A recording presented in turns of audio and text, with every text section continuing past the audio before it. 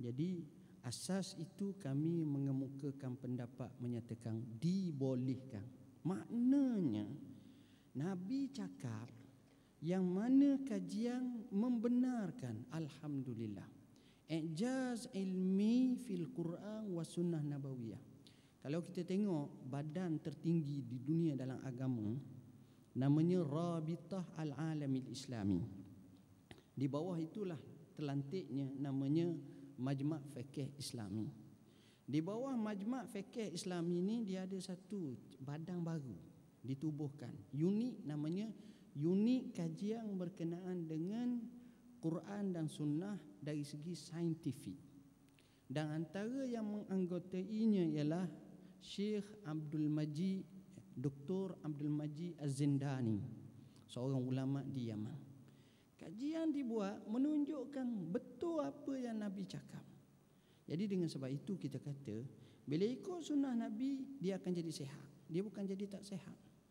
Nabi sebut air Zam-Zam. Berapa ramai orang telah terbukti mengatakan air Zam-Zam tak baik, rupa-rupanya baik. Dr. Khalid bin Jubair, pakar perubatan terkemuka di Saudi dan pendakwah. Dia bukan ulama tapi pendakwah. Dia sebut masa dia duduk dalam bilik bedah, bilik rawatan tu, orang nak mati dah. Dia keluar, dia tengok warga Pakistan. Lalu kenapa dia kata saya nak bawa air Zam-Zam ni? Saya yakin air Zam-Zam ini akan menyembuhkan dengan izin Allah berdasarkan hadis Nabi sallam, Zam-Zamun lima syuribalah. Betul sungguh tuan-tuan. Maknanya betul. Syekh Abdul Wahab Syarani ada cerita kisah yang pelik. Orang yang tertelang jarum minum air Zam-Zam, okey. Kajian dibuat, ada orang boleh hidup 40 hari tak makan tak minum air Zam-Zam. Sebab dalam riwayat yang lain sebut Zam-Zamun tu sebagai tu'mun, sebagai sebagai makanan yang mengenyangkan. Allah boleh bagi tuan-tuan. Jadi bila Nabi duk minum air macam tu tak ada masalah. Mana ada dalam kehidupan manusia yang tak makan, yang boleh makan dengan dua perkara je. Apa dia? Air dengan buah kurma. Siapa dia boleh buat? Minta maaf lah, kita tak boleh. Perut kita mesti nasi. Baik.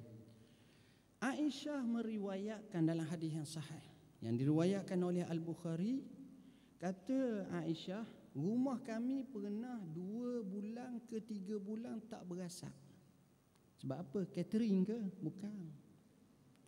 Sebab tak ada benda nak masak. Siapa tahap tu? Tak ada benda nak masak. Lalu sahabat bertanya, kalau tak berasap macam ni, macam mana nak hidup? Alal aswadain, atas 2 warna hitam.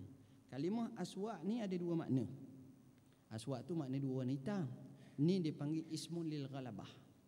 Isim lil ghalabah ni makna aswadain ni, ini maknanya ialah air dan wahma.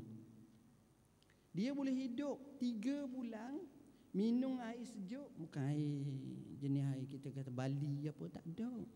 Air sejuk dengan buah kurma. Tengok, simple hidup Nabi SAW. Dia boleh hidup. Dan sebab itu hidup dia nampak okey.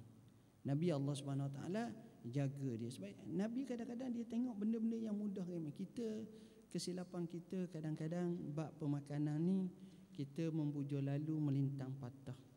Kalau tuan-tuan tengok kat Halal Jakim, saya kadang-kadang ada terbabit dalam beberapa fatwa dan meeting. Contohnya kita tengok pemakanan kita sekarang. Pemakanan kita sekarang ni kebanyakannya kena campur terlalu banyak bahan-bahan. Bahan-bahan yang kadang-kadang orang panggil separa Arab, untuk menjadi perencah dan perasa apa semua sekali. Dan dia punya kota dia tak boleh lebih 0.05%. Setengah kata 0.01%. Itu balah tu antara Qardawi dan ramai lagi ulama yang lain. Arak ni tuan-tuan, yang jadi mabuk ni kenapa? Kerana dalam satu bahan tu dia panggil ethanol. Nanti Dr. Hayati boleh teranglah, saya tak tahu sangat benda ni. Saya sekadar nukil je apa yang orang kata. Baik, ethanol. Ethanol ni lah jenis nano ni menyebabkan jadi mabuk. Kita huru-hara ni. Jadi Nabi awal-awal lagi benda-benda macam ni tak ada. Sebab itu hidup mereka sihat. Sebab Allah menyatakan, Nabi menyatakan fajtanibu. Allah kata jauhkan arak tersebut. Nabi kata al-khamru ummul khaba'is. Jadi tengok kesan. Dan orang tengok pankreas, hati, buah pinggang, limpa, tengok. Sebenarnya khulasah yang dapat saya ambil ialah ikut sunnah Nabi SAW sihat.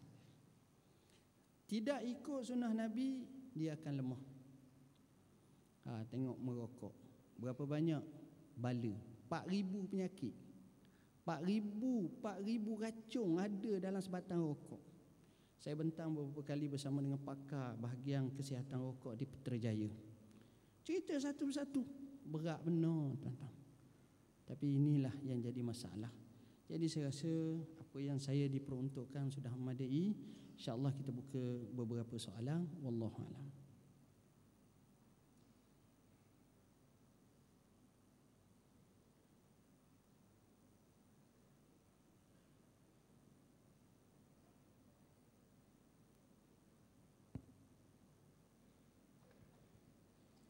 Terima kasih diucapkan kepada Al-Fadhil Doktor di atas ceramah yang disampaikan tadi.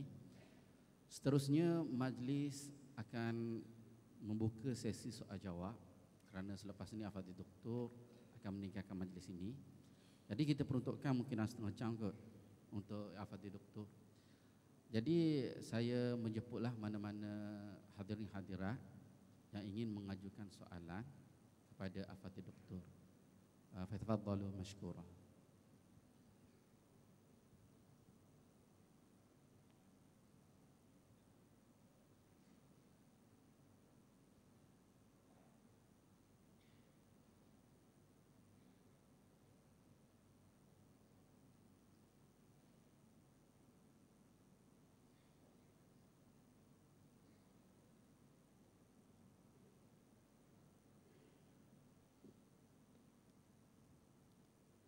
Bismillahirrahmanirrahim.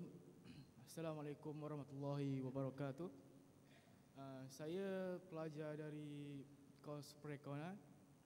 Ingin bertanyakan, bolehkah doktor mencadangkan makan pagi macam mana untuk dekat Malaysia kan? Lepas tu tengah hari dekat macam mana, petang pula macam mana, dalam sebelum pukul 8 dan sebelum pukul 10 macam mana? Itu saja dari saya. Ulang.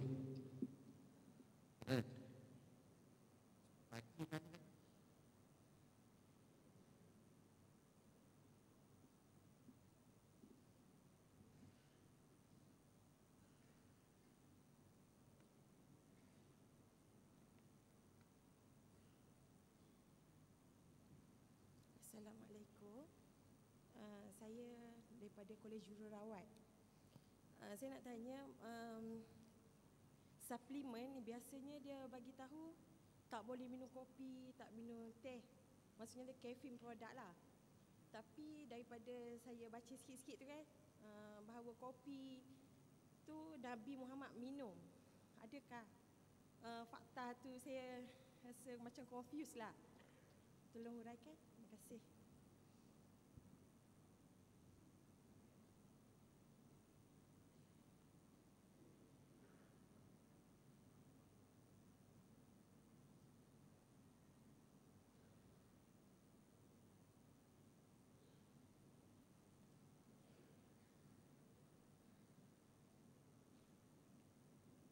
Lagi?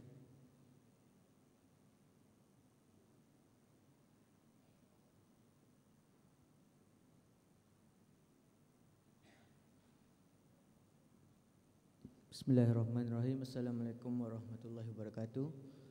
Tahniah kepada doktor kerana dapat memberi perkongsian ilmu. Soalan saya ringkas saja, iaitu berkaitan makanan rohani kita pada hari ini.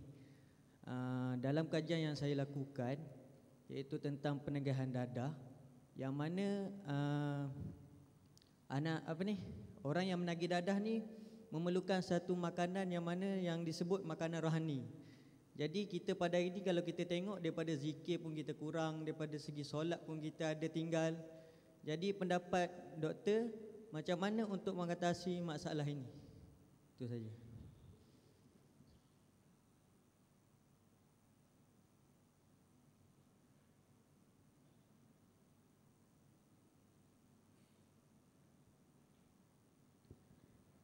Bismillahirrahmanirrahim. Assalamualaikum warahmatullahi wabarakatuh. Saya ada satu soalan kepada doktor. Boleh tak doktor kongsikan bagaimana atau cara untuk ibu mengandung, tips-tips lah untuk ibu mengandung, sama ada yang daripada isteri-isteri Rasulullah ke atau zaman Rasulullah. Okey, terima kasih.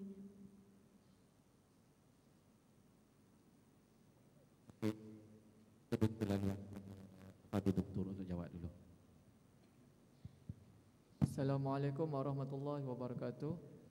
Doktor boleh terangkan apakah hikmah atas sarana Rasulullah SAW terhadap umatnya, iaitu tidak makan makanan laut bercampur dengan makanan darat dan sebagainya. Maksud saya?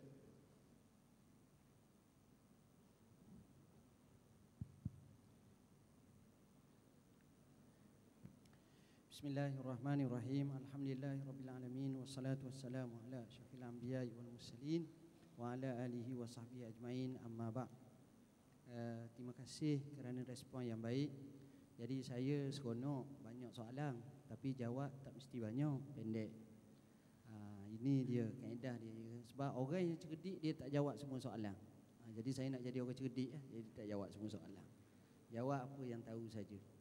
Cerita lucu zaman dulu, Jahiz ni ulama besar, tapi muka dia tak comel, tuan-tuan.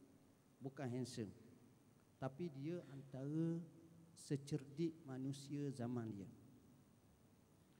Jahiz ni dia tak suka bercakap. Jadi ada orang tu panggil dia duduk atas mimbar, atas kursi, suruh cakap.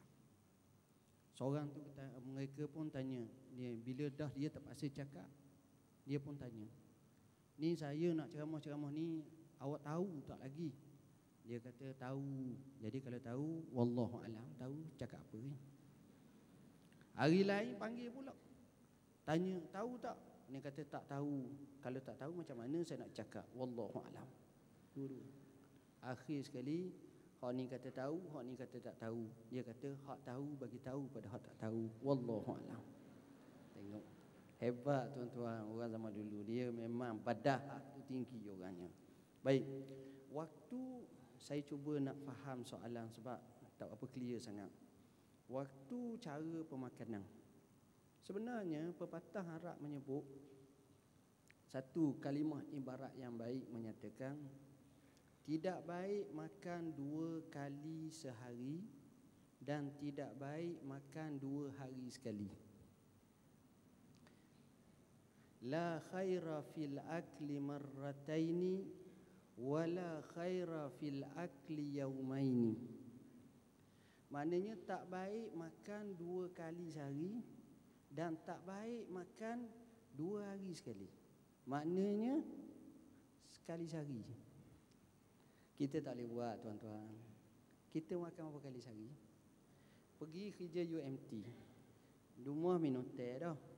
Mari punch card pukul 8. Pukul 6, 7.59 tu punch. Tengok kawan saya, brother ada makan tak? Jom kita makan. Kafu naik, breakfast. Breakfast dulu, lepas breakfast, tapi break slow bukan first, lambat. Saya duk perhati je. Orang-orang yang makan lambat ni, dia tak apa cerdik. Itu kata Syekh Dr. Muhabbah Zuhaili. Dia kata, asra' akhal ilmi salasah al-aklu wal-mashyu wal-kitabah. Wahai orang yang belajar ilmu, 3 perkara kena cepat.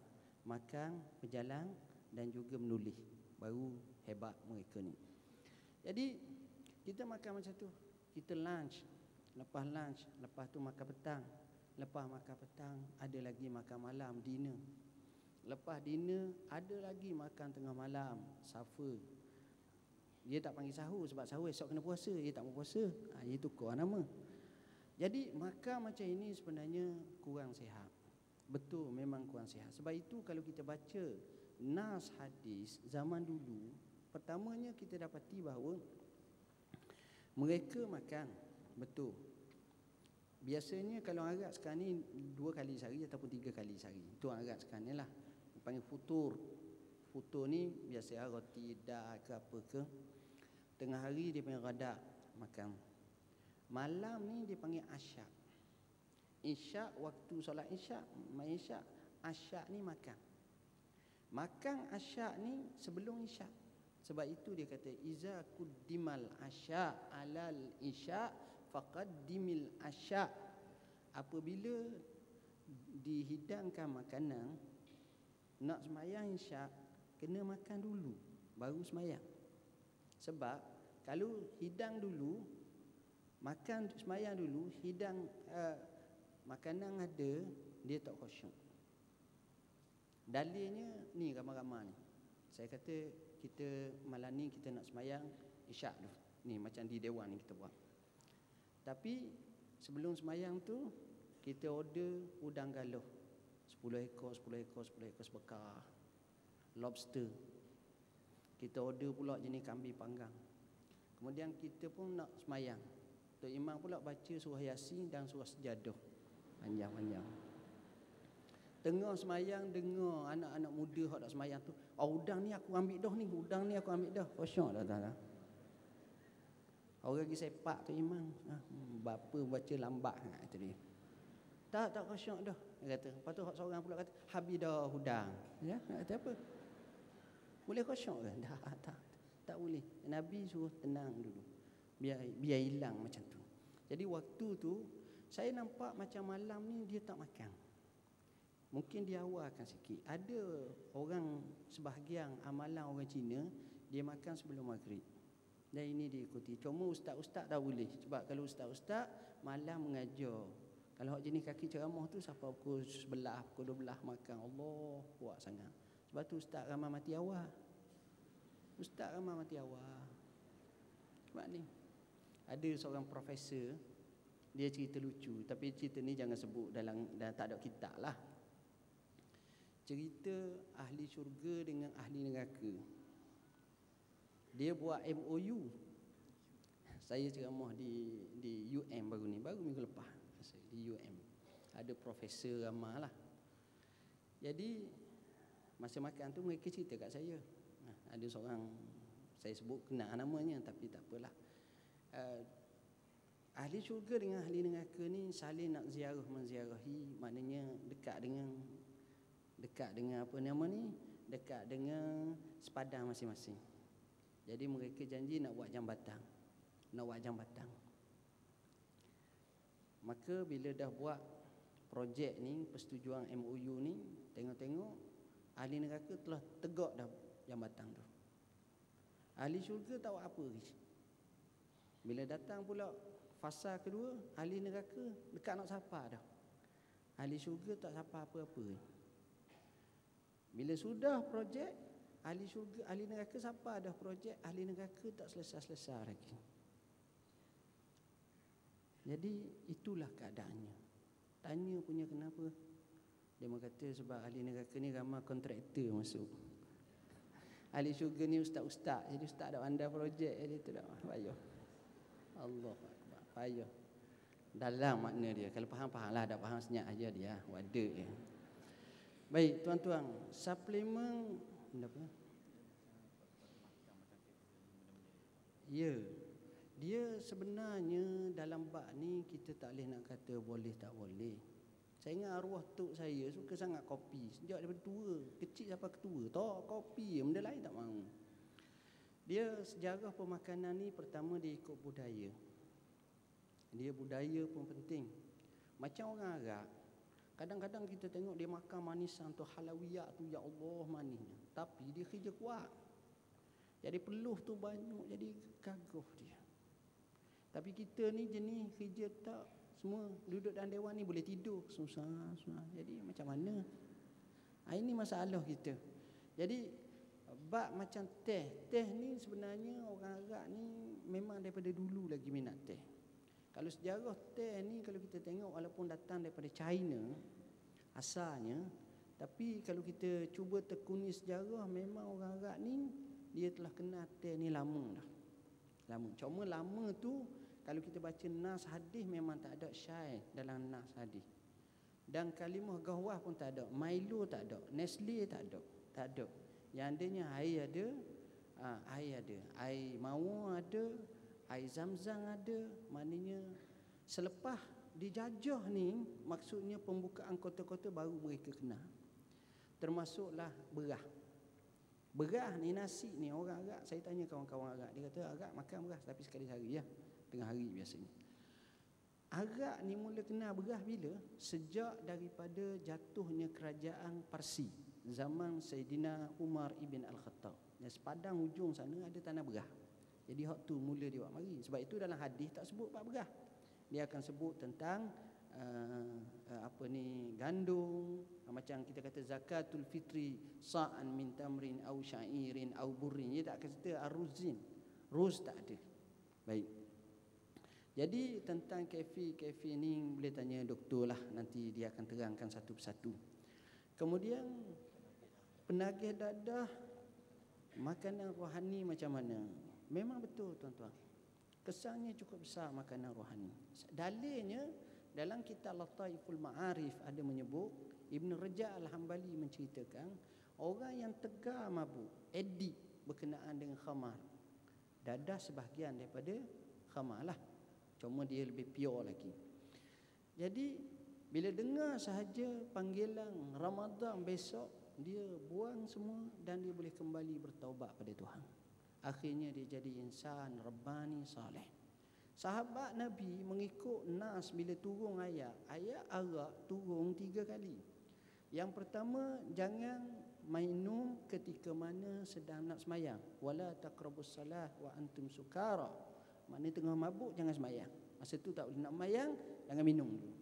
Kemudian turun ayat, sebelum pada tu dia turun ayat wa ismuhuma akbaru min naf'ihima. Balanya lebih berat daripada manfaat dia. Akhir sekali fajtanibu.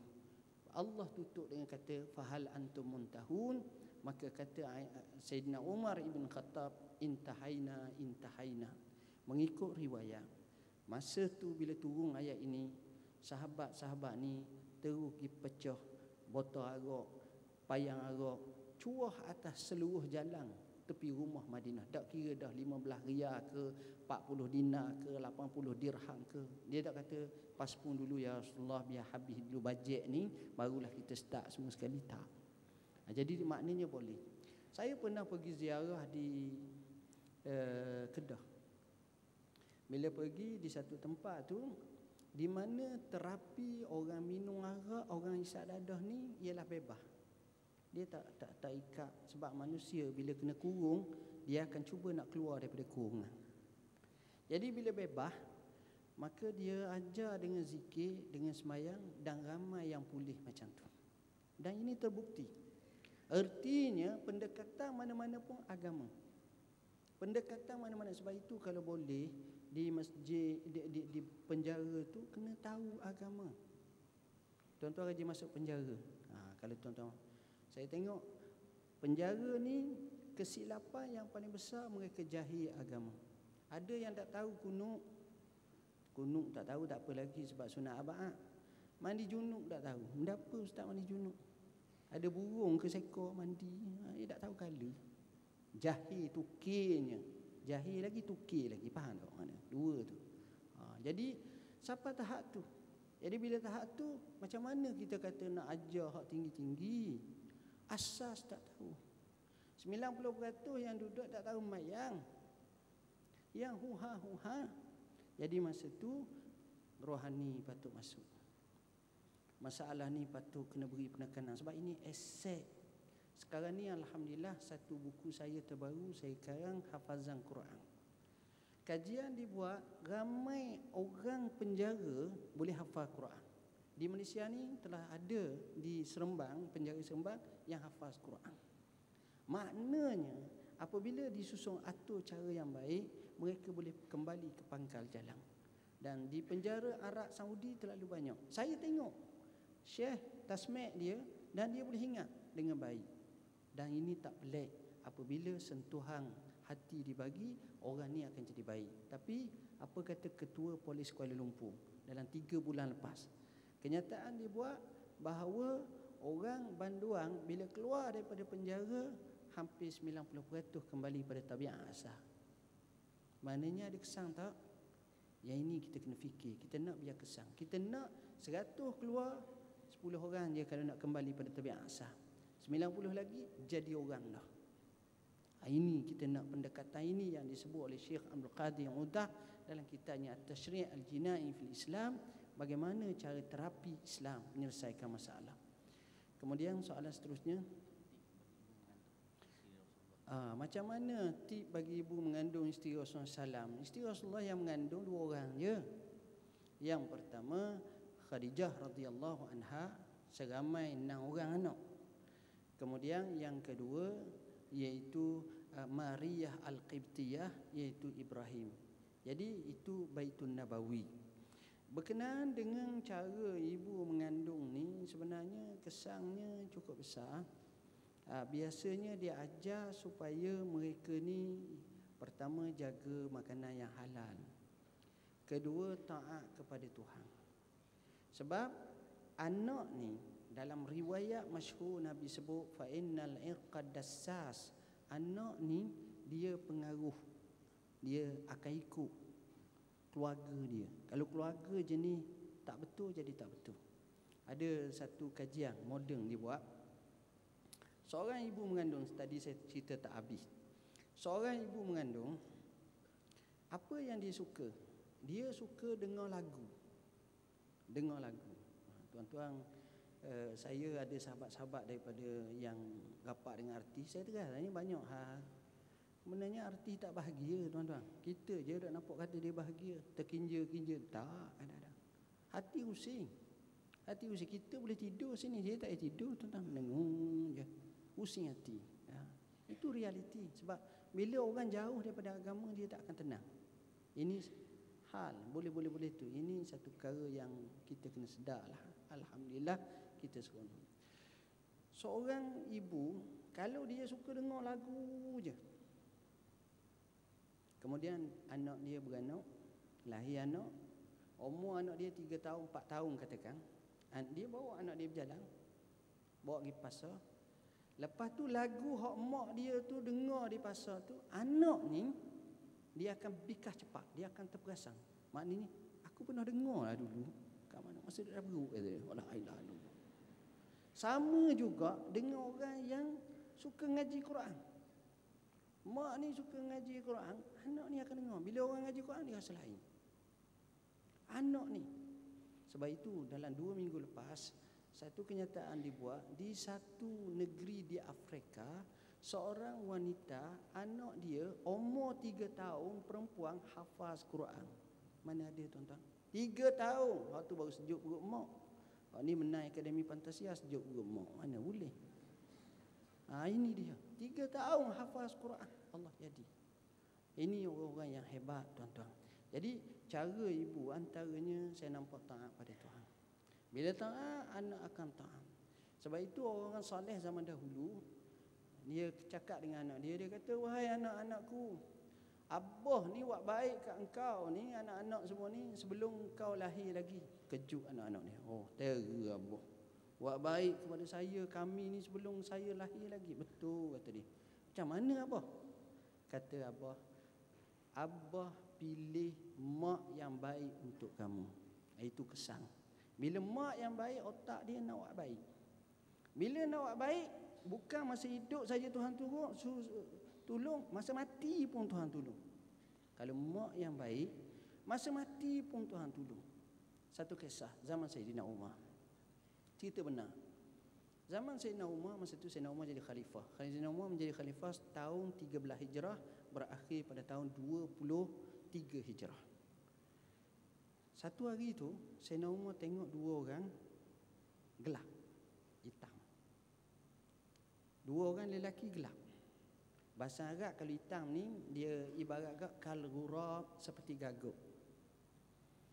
Sehingga Sayyidina Umar tak dapat nak beza hak mana antara adik-beradik ni. Lalu hak tua pun jawab, saya ni abah, ni anak, kata dia.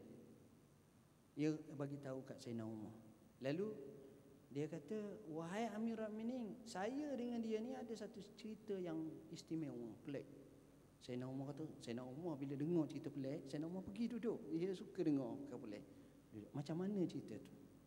Dia kata, Amir ini nak tahu tak? Saya ada seorang ibu, mak dia lah. Saya seorang isteri saya baik. Isteri saya baik sangat. Nak jadi ke cerita, satu hari saya terpaksa musafir. Isteri saya sarap mengandung. Saya kata saya kena pergi. Isteri kata tak payahlah. Dia kata kena pergi. Dah anak macam mana? Tak apa, Tuhan tolong insya-Allah. Akhir sekali dia pun nak sampai kat pintu rumah. Isteri dia kata, bang, kalaulah terjadi apa-apa macam mana anak kita ni? Suami yang baik, dia pergi patah balik kat isteri dia. Dia letakkan tangan atas perut isteri dia. Lalu dia baca, Allahumma inni astaudi'uka ma fi batni zaujati haza. Ya Allah, ya Tuhan aku terus simpan kepadamu apa yang ada dalam perut bini aku ni. Setakat tu. Dia pun pergi. Sudah dia pergi berapa masa dia pulang. Bila pulang datang satu berita kata bini dia mati dah. Sedih dia. Keluarga mari, kalau kita kat keluarga ni kita tumbuk suami tu jenis tak reti bahasa, tinggal bini gini. Tapi orang zaman dulu dia tawakal lebih, tak ada masalah. Ketentuan tu daripada Tuhan, tak apalah. Masing-masing ucap takziah dia pun sedih lah. Kebetulan rumah dia ni dekat dengan kubur, tak jauh. Kubur tu pelik tuan-tuan, keluar asap je. Bila keluar asap, mereka ni pun rasa susah hati. Lalu banyak satu prejudis dengan sangkaan-sangkaan buruk. Antara sangkaan tu ialah boleh jadi perempuan ni jahat kot. Bila dengar macam itu, kata si suami ni, jangan kamu kata macam tu. Aku tahu isteri aku seorang yang salihah, sawamah, qawamah. Sawamah ni kaki puasa, qawamah ni kaki qiyamul lail. Kubur berasak, dia kata aku tahu. Itu barangan aku. Dia pun pergi kat kubur, dia gali kubur.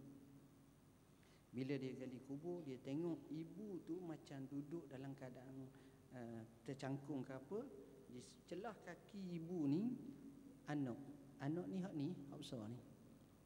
Sebab apa? Sebab dia simpan anak ni kepada Tuhan. Dia tak simpan mak lalu. Dia lupa. Dia ingatkan anak saja.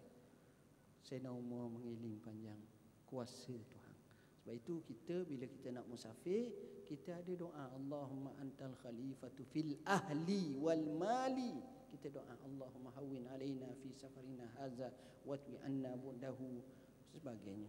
Itu penting. Jadi itu yang soalan yang terakhir ialah hikmah tak boleh campur makanan laut dengan makanan darat.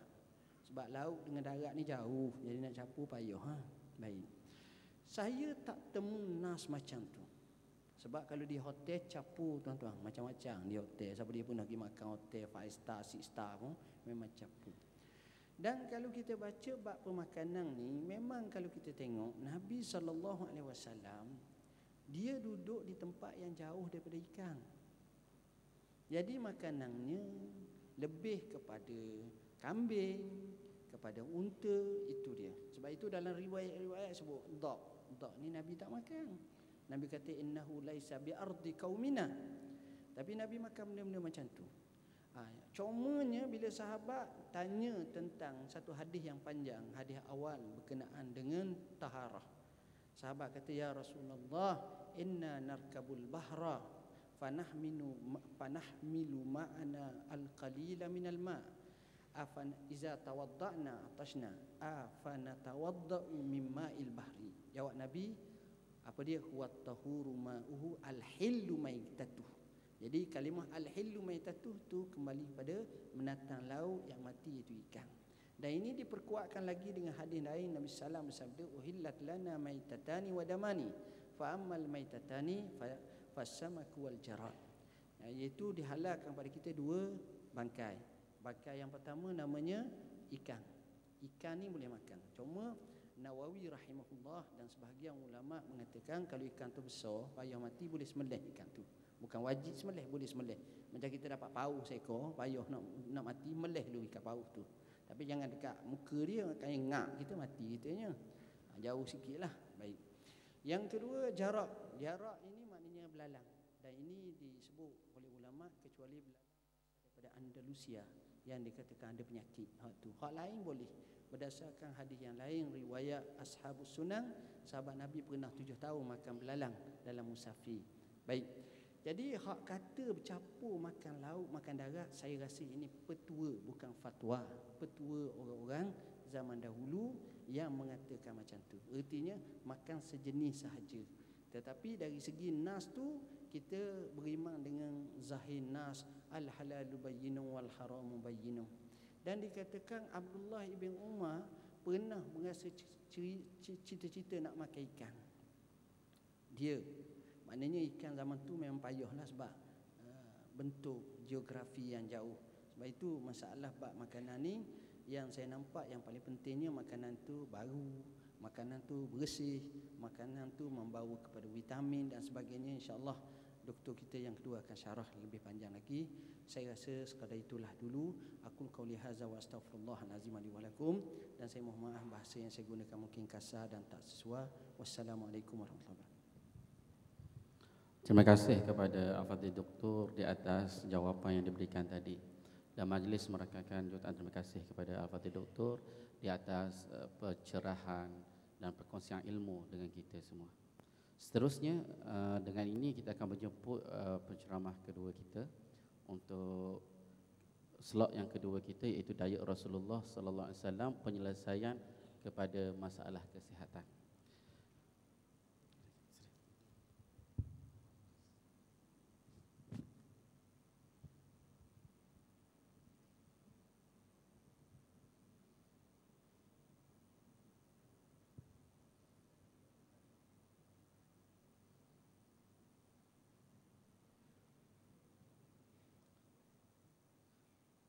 Majlis mempersilakan Dr. Hayati bin Muhammad Yusof, pensyarah bidang makanan, Jabatan Sains Makanan, Fakulti Agroteknologi dan Sains Makanan. Dipersilakan.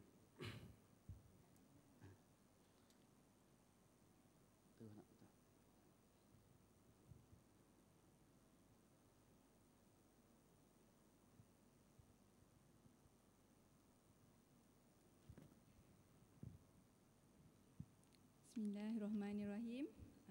Assalamualaikum warahmatullahi taala wabarakatuh.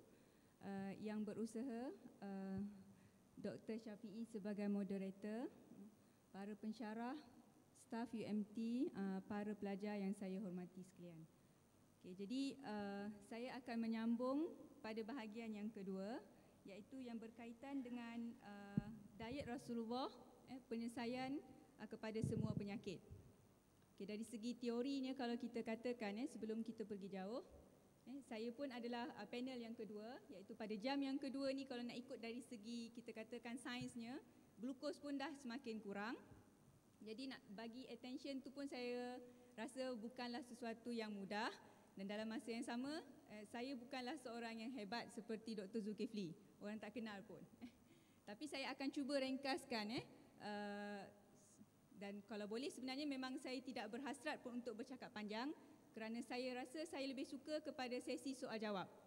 Saya sebagai seorang pensyarah pemakanan merasakan kalau saya nak berkata atau memperkatakan tentang pemakanan, sesuatu adalah sangat sukar untuk saya cuba ringkaskan dalam masa 1 jam sahaja. Walau bagaimanapun saya akan cuba dalam masa lebih kurang 40 minit. Okay, jadi sebagai kita katakan pengenalan, walaupun bidang saya adalah pemakanan, saya bermakna bidang sains, bukannya bidang agama, dan saya diminta untuk mengupas diet Rasulullah. Dan kita tahu, kalau kita katakan Rasulullah, dia adalah orang yang terpuji, bukan sahaja di dunia tetapi juga di akhirat. Walaupun dia adalah seorang yang buta huruf. Kita sebagai orang Islam, okey, kita tak ada masalah. Kita akan mengakui bahawa memanglah Rasulullah itu yang tertinggi. Walau bagaimanapun saya suka untuk membawa 2 contoh daripada yang bukan Islam. Yang pertamanya, kalau para hadirin pernah dengar satu buku yang ditulis oleh Michael H. Hart tentang 100 tokoh dunia yang paling berpengaruh. Diletakkan yang pertamanya adalah Rasulullah, dan yang keduanya diletakkan adalah Isaac Newton berkait dengan law, dan ketiga barulah diletakkan orang yang ketiga yang paling berpengaruh di dunia adalah Jesus ataupun Nabi Isa. Jadi tulisan beliau telah menimbulkan pelbagai isu hangat. Kenapa buku yang hendak diterbitkan di negara bukan Islam tetapi meletakkan orang yang pertama iaitu Muhammad sebagai tokoh yang utama. Jadi itu adalah sebagai satu renungan. Dalam masa yang sama bermakna, ya, Michael H. Hart juga mengiktiraf bukan sahaja Rasulullah sebagai seorang tokoh dari segi kepimpinan, tetapi bermakna dia mengiktiraf apa yang dibawa oleh Rasulullah iaitu Al-Quran dan juga Sunnah. Okay, dan yang keduanya adalah seorang French historian, pakar sejarah Perancis, namanya apa? Lamartine. Dia kata ataupun dia menyatakan satu statement, ini adalah dia lebih lama daripada kita katakan Hart yang masih lagi ada sekarang, bahawa sememangnya Muhammad itulah orang yang paling besar. Okay, itu yang pertama. Okay, yang keduanya adalah saya nak memperkatakan tentang diet Rasulullah penyelesaian kepada penyakit. Bila kita sebut penyakit, dia adalah lawan kepada sihat. Dan sihat by definition, kalau mengikut Pertubuhan Kesihatan Sedunia WHO, dia kata sihat adalah bebas dari sebarang masalah kesakitan yang melibatkan fizikal, mental, iaitu atau termasuk juga di situ spiritual dan juga social well-being. Jadi bermakna kalau kita sihat, bukan saja hanya merujuk kepada fizikal semata-mata. Dan untuk kita katakan sihat tersebut, diet adalah sebagai satu komponen sahaja. Jadi bukan satu-satunya untuk jalan untuk kita sihat. Jadi nak sihat bukan saja diet semata-mata. Saya tekankan di sini, dia juga termasuk kita punya mental sebagaimana yang telah dikatakan oleh yang berbahagia Dr. Zulkifli sebentar tadi. Selain daripada juga mental ataupun spiritual, mestilah berkait dengan kita punya social well-being. Bagaimana kita berhubung sesama masyarakat yang lain. Itu satu definition yang pada saya adalah satu yang sangat tepat. Kemudian sebagai ini baru nak intro tentang apa tajuk yang saya nak bawa. Bila kita sebut penyakit, saya dah sebutkan tadi, saya dah jelaskan apa itu lawan kepada sihat adalah sakit. Jadi bermakna bila dia sakit sebenarnya dia melibatkan tiga komponen tadi. Jadi dan saya hanya disentuh di sini adalah penyakit, kalau kita katakan dari segi pembahagiannya dipecahkan kepada dua, penyakit berjangkit dan juga penyakit yang tidak berjangkit. Jadi saya kata dalam slot yang sangat ringkas, saya hanya akan fokuskan kepada penyakit yang tidak berjangkit ataupun dikenali sebagai non-communicable disease. Dan berdasarkan data daripada WHO punya report menyatakan bahawa 10 punca utama kematian di dunia, yang pertama dan keduanya melibatkan 24% kematian adalah berkait dengan penyakit jantung. Okey, selain daripada itu iaitu lebih kurang 24%, yang lain-lainnya adalah diabetes, hypertension dalam lebih kurang 2.3-2.4% sahaja. Walau bagaimanapun, untuk seseorang itu mendapat penyakit jantung sebagai contohnya, dia ada faktor risiko. Jadi bila sebut tentang faktor risiko, apakah yang menyebabkan seseorang itu dapat sakit jantung? Antaranya lah obesity ataupun masalah berlebihan berat badan, dan juga termasuk di situ hypertension, smoking, merokok, diabetes dan sebagainya. Okey, itu adalah secara ringkas sahaja. Saya juga tak tahu sama ada nak fokuskan kepada misconception sahaja ataupun sebelum sebab kalau nak katakan tentang misconception, dia adalah sangat banyak. Jadi sebelum saya pergi kepada apa yang ingin saya sampaikan di sini, saya harap dia tidak menjadi masalah untuk saya menyentuh persoalan yang telah disuarakan, soalan yang telah disuarakan oleh soalan yang kelima tadi. Apakah hikmah yang tidak makan makanan laut dan juga darat? Dan saya bersetuju dengan Dr. Zulkifli bahawa memang tidak ada hadis yang melarang. Kita dah biasa dengar statement tersebut. Saya cuba cari mana datangnya statement ataupun kita katakan kenyataan tersebut. Sebagai seorang kita katakan ahli akademik, kita nak fakta. Kita nak tengok kalau orang tu cakap dia berdasarkan apa. Kajian ke ataupun berasaskan dia punya pendapat sendiri semata-mata. Jadi apa yang saya temui adalah sebab ini adalah persoalan yang sudah biasa sebenarnya dia adalah berasal daripada peraturan orang Yahudi. Di bawah peraturan pemakanan Yahudi yang dikenali sebagai kashrut, dia ada 9 peraturan.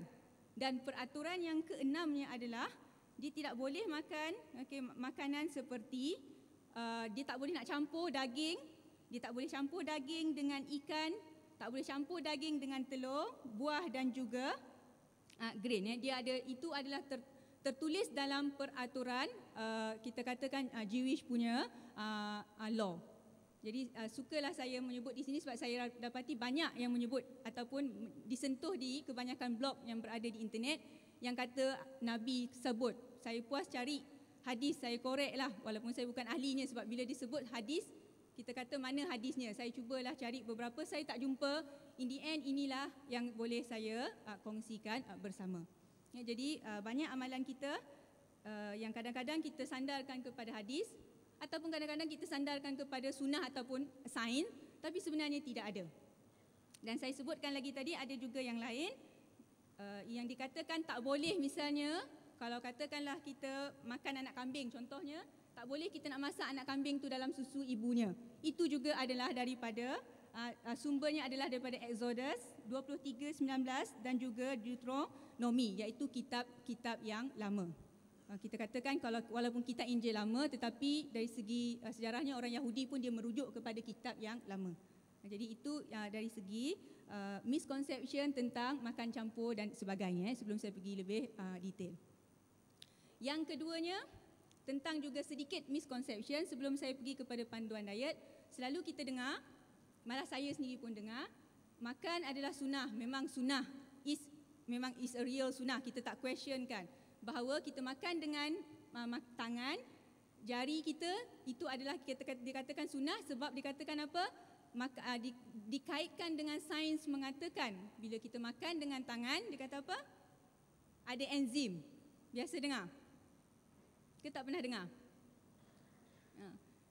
Saya pun pening, bukanlah saya pening sebab saya cuba nak cari. Sebab bila dia katakan bahawa makan dengan tangan, sains kata. So bila dia kata sains kata, saya nak cari sains mana yang kata bahawa pada tangan tu ada enzim. Sedangkan dalam proses kita katakan, dia kata sains, kalau kita kata yang lain tu bolehlah kita kata dirujuk kepada mana. Sedangkan dari segi proses digestion atau penghadaman, kita tahu bahawa enzim penghadaman kita bermula daripada mulut sampailah kepada kita punya usus. Jadi jangan kita nak sandarkan kepada sains, sedangkan benda itu cukuplah kita kata bahawa itu adalah sunnah dan tak ada satu pun yang dapat mengatasi sunnah walaupun sains. Sebab saya pun sebagai seorang maknanya kiranya ahli sains jugalah. Dan saya dapati dan saya juga mengajar pelajar-pelajar saya, selain daripada kita belajar tentang pemakanan, kita kena tahu tentang apa itu epistemologi, pengetahuan ataupun ilmu itu sendiri. Dibahagikan ilmu kepada 6, bermula dengan superstitious, percaya benda-benda yang karut, sampailah kepada level yang tertinggi, yang knowledge punya approach adalah dikatakan sebagai sains. Menariknya buku ataupun ulasan tersebut ataupun epistemologi ilmu sendiri menyatakan bahawa science cannot prove everything. Itu sangat penting. Sains juga akan berubah. Kalau dulu, bukan dulu, sekarang ni mula dah timbul di aliran sains dan juga sains makanan ataupun pemakanan itu sendiri bahawa diet vegetarian itu adalah diet yang baik. Sebagai contohnya Dr. Gregor kalau tak silap saya, dia kata vegetarian itu dapat mengelakkan segala penyakit. Bila student saya tanya, saya hanya boleh nak kata bahawa katakanlah memang pada vegetarian diet ada kebaikan, tetapi kita, kalau saya sebagai orang Islam, saya tidak boleh nak mengharamkan apa yang Allah telah halalkan, iaitu tak salah untuk kita makan daging. Itu sebagai contoh. Sains juga kata apa? Okey, dia kata bahawa sebagai contoh misalnya madu itu bagus. Of course kita tahu bahawa madu itu adalah makanan sunnah. Tetapi sains pun tidak dapat merungkai apakah keistimewaan madu? Sebab dari segi gulanya dia adalah glukos dan juga fruktos. Dia juga ada antioksidan. Dia juga ada banyak phytochemicals dan benda-benda yang kita katakan boleh nak menyumbang kepada kesihatan. Tetapi bila dia buat secara details, sekarang orang kan suka nak buat sikit-sikit antioksidan. Kajian menunjukkan bila seseorang itu makan antioksidan semata-mata, dia tidak mendatangkan hasil. Malah dia boleh membawa kepada penyakit lain, cancer risk sebagai contohnya. Satu studi yang sangat besar yang iaitu GISI, prevention trial. Dia gunakan vitamin E as a antioxidant capsules.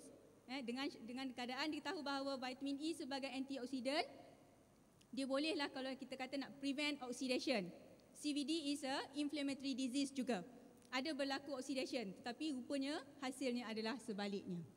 Jadi sebab itu saya tetap berpegang, kita sebagai seorang yang belajar juga sains, saya memandang bahawa pada sains memang sangat terbatas. Dan saya, kalau mungkin sebab kita orang Islam, of course kita kata tak ada satu pun ilmu yang dapat menandingi ilmu yang telah diturunkan oleh Allah Subhanahu Wa Taala. Selain daripada itu, suka juga saya nak bagi hujah kenapa kita tidak boleh pegang kepada sains semata-mata.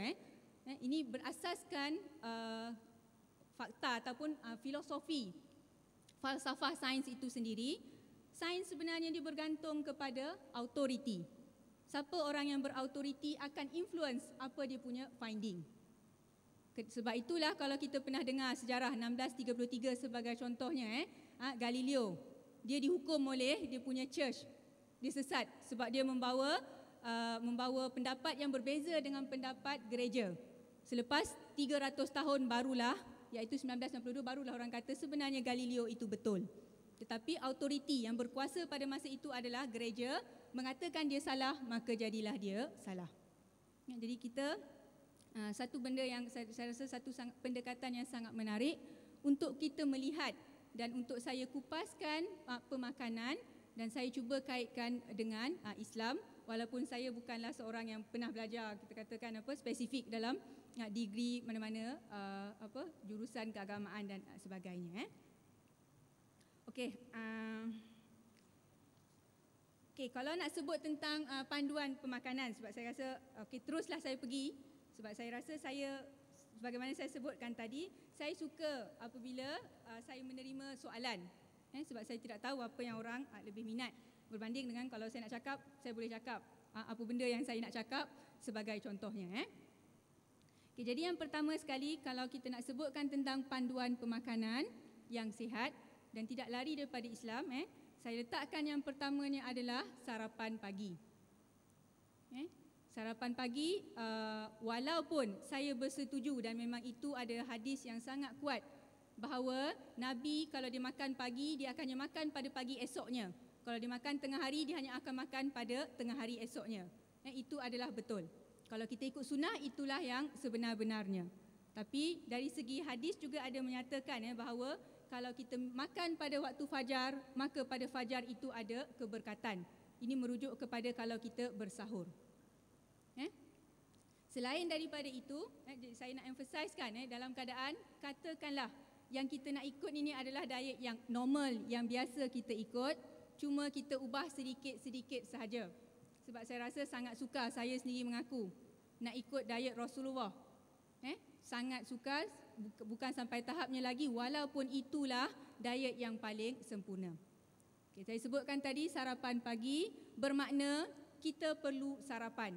Dan kalau kita tanya banyak mana perlu sarapan, ini juga selalu ditanya. Sebab tu kalau misalnya saya sampaikan kuliah, saya akan katakan kepada student saya, kalau kita makan dekat kedai sebagai contohnya, makanan itu katakanlah nasi satu pinggan, walaupun in terms of recommendation, saranan pemakanan, sebagai seorang pekerja dan juga pelajar, kita memerlukan sebanyak 1,800 ke 2,000 kalori sehari. Tapi saya kata, walau itu yang tertulis, saya ajar apa yang tertulis, tetapi saya ada saya punya point of view tersendiri. Kalau katakanlah orang ambil 1,800 dan 2,000 kalori sehari, dalam keadaan dia tak balancekan apa yang kita ambil dan apa yang kita gunakan, tenaga kita, maka itulah yang menyebabkan penyakit. Bukan penyakit yang kita katakan macam-macam penyakit yang muncul sekarang ini. Jadi apa yang saya katakan tadi, maknanya kalau dimakan nasi, misalnya nasi lemak, saya suggest dia ambil setengah portion sahaja. Tentu kita kata susah. Sebab saya kata kalau nak makan satu hari sekali lagi susah. Apa yang kita boleh nak buat, kalau makan breakfast ambil setengah portion sahaja, makan tengah hari pun ambil setengah, dan makan malam juga ambil setengah. Supaya instead of kita ambil misalnya 1,800 kalori, sekurang-kurangnya mungkin kita hanya konsum 1,000 ke 1,200 kalori sahaja. Kalau nak bandingkan pula, saya cuba assess banyak mana kalori yang Nabi ambil. Satu biji kurma, ini pun satu hal juga, saya nak cuba membayangkan kurma Nabi itu besar mana. Kalau kurma itu besar, maka besarlah kalorinya. Tetapi secara kita katakan by estimation, secara mudahnya kita buat estimation adalah kalau sebiji kurma yang sederhana kalorinya adalah 20 kalori. Dia bersamaan dengan 1 sudu teh gula. Dari segi kalori dia sama, tetapi dari segi kesan dia kepada body kita adalah berbeza. Sebab kalau kita makan gula, kita hanya dapat kalori, tenaga semata-mata. Tetapi kalau kita makan kurma, kita bukan hanya dapat tenaga, kita juga dapat potasium, kita juga dapat fiber, kita juga dapat mineral, vitamin yang lain. Dan menariknya, penyakit sekarang ni adalah penyakit jantung, kencing manis dan sebagainya adalah disebabkan kita kurang ambil potasium. Dan kurma, dan juga buah zaitun, dan kita katakan yang lain, sunnah-sunnah Nabi itu memang antara yang sumber yang tinggi potasiumnya. Okay. Jadi saya sebutkan tadi kepentingan breakfast. Kalau boleh, maka kita ambil setengah portion sahaja. Dan akan ada yang soal, tak cukup. Kita mesti rasa tak kenyang sebab kita biasa ambil breakfast yang berat, 500 kalori. Tiba-tiba nak reducekan kita punya kalori kepada half, lebih kurang 200 kalori. Itu yang saya kata menarik. Okey, nak cakap hadis susah pula. Kalau hadis misalnya yang pertama pun dia kata amalan itu adalah dengan niat. Niat itu adalah dalam bahasa, kalau saya terangkan kepada student saya, adalah intention. Jadi buat sesuatu kena ada intention. Kerana apa? Kajian juga telah tunjukkan kalau seseorang itu buat sesuatu tanpa ada niat, contohnya dia nak kurangkan berat badan dia. Dia berniat nak kurangkan berat badan dia, maka berat badannya berkurang. Itu okey. Tetapi katakanlah dia tidak berniat langsung untuk nak kurangkan berat badannya. Tiba-tiba berat badannya kurang. Itu dikenali sebagai unintentional weight loss. Itu adalah bahaya dari segi kesihatan. Jadi bermakna kita hanya boleh buat sesuatu itu hanya apabila kita ada niat, ada intention untuk nak buat apa yang kita hendak lakukan.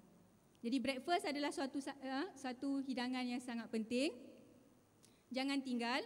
Kalau kita bangun awal, misalnya kalau kita bangun dah selesai semua semayang pukul 6, perut dah start lapar, elok kita makan awal. Dan saya bersetuju dengan apa yang Dr. Zulkifli perkatakan sebentar tadi.